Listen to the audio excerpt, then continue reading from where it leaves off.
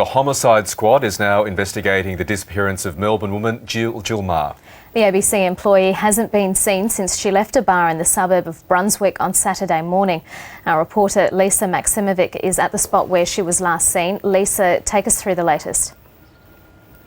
Well, the latest is that the Homicide Squad is now investigating the disappearance of ABC employee Jill Meagher. We're actually at the scene where they were trying to trace her what may have been her route home, and they have in fact this morning found some belongings of Jill Meagher's. We're in Hope Street, Brunswick. It's just probably about one block from the Etiquette bar, which was where she had a final drink with her friends early on Saturday morning.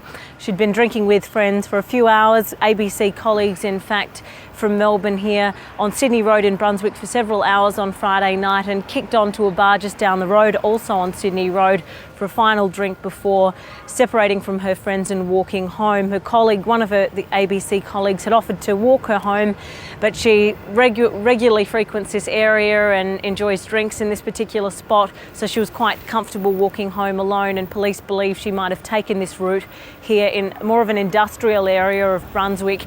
They haven't said what items they have of hers, but all they have said is that they know these belongings are hers. And how has her husband Tom responded? Well, I spoke to Tom just a short time ago. He was at the Brunswick police station to get an update on what will happen today.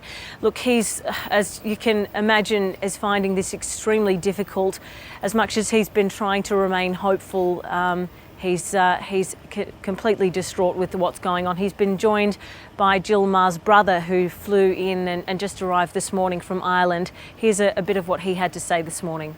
It's just devastating, but yeah, just trying to push on as much as possible.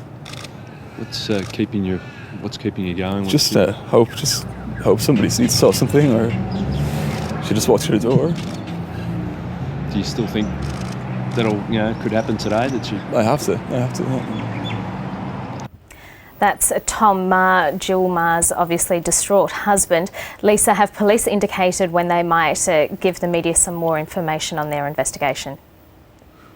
Yes, they'll be speaking to the media here in Melbourne at the police headquarters in the city at 11 o'clock this morning, so we hope to have an update then, and hopefully they'll be able to shed a little bit of light on what they found and any further leads that they might have. But we know today that they'll be investigating her bank details. They weren't able to access her credit card statements over the weekend, so that's what they'll be doing first thing this morning.